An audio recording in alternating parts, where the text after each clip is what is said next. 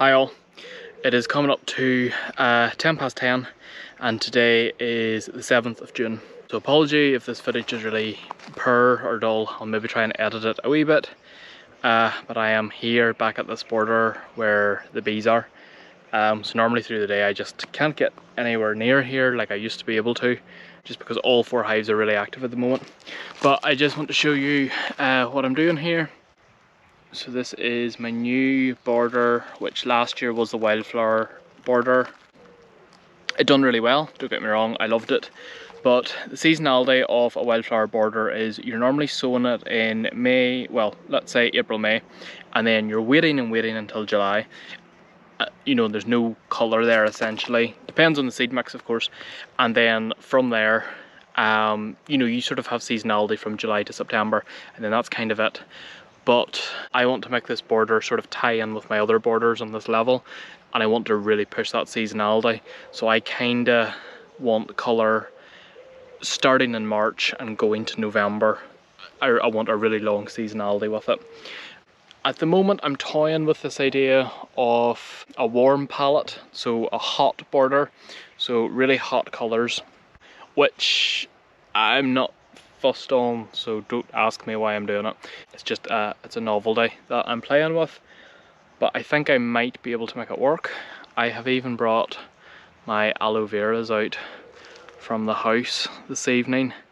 I think all risk of frosts are gone. Nighttime temperatures seem to be showing double figures now for this area, so that is good. The only issue I'm having is this border is really sandy, because originally it was gravel, and then I just put lots of sand and sort of grit down for the wildflowers last year, and I've put a wee bit of topsoil over the top, but you can never really improve sandy soil once you have it. So I'm kind of debating some of my choices, but I have put some chicken pellets, slow release, around everything I've planted. So hopefully that will, I don't know, add some nutrition. I'm going to mulch it really heavily once I'm finished planting, which again I'm going to have to do really late some evening once the bees have settled. It gives really heavy rain this evening and tomorrow, which is fantastic. I'm looking forward to that. Thunder and lightning tomorrow, unpopular opinion. Great weather for plants. Hot, sticky weather is fantastic for my garden. So I don't care about anybody else. I don't care if it's ruining your vibe. As long as there's rain and there's moisture. I'll wait for this tractor to go past because my neighbours are cutting silage.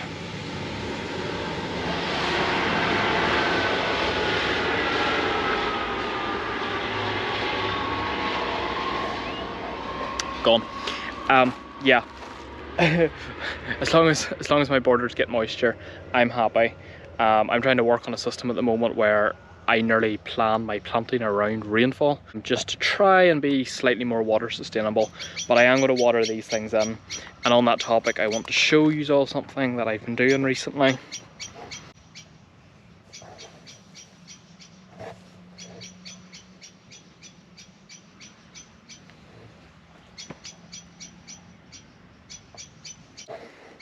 So yeah, I don't know how well the camera picks that detail up, but I'm making like little tiny moats around everything I plant at the moment. So when there is rainfall, especially with these broader leaf plants, because this area is so sandy, usually as a rule of thumb, this doesn't apply to everything, but okay, blackbird, calm down. It doesn't apply to everything, but broader leaf plants obviously sometimes will need more moisture than smaller, thinner leaf plants, or that's why sometimes grasses do so well in really windy areas. So I've made those little moats around everything, and then when I soak it, the water will gather there, sort of in like a basin format, and then it'll just hopefully, with rainfall, the drips will fall down and then they'll sort of catch in that basin. So it's just a way to retain more moisture around those plants. And just because it's earth, I've just kind of patted it around. I've just patted it around. They're not even about a centimetre deep, they're only about 5 mil. Just really rough with my hands. Looks a wee bit odd at the moment, but I only need to do that for the first couple of months, just until everything's established, and then I'll just kind of knock all that level. Or when I mulch it, I might just mulch over the top of it, because that sort of basin-y thing will still be there even when I mulch around it. But yeah, that is the plan so far with this border.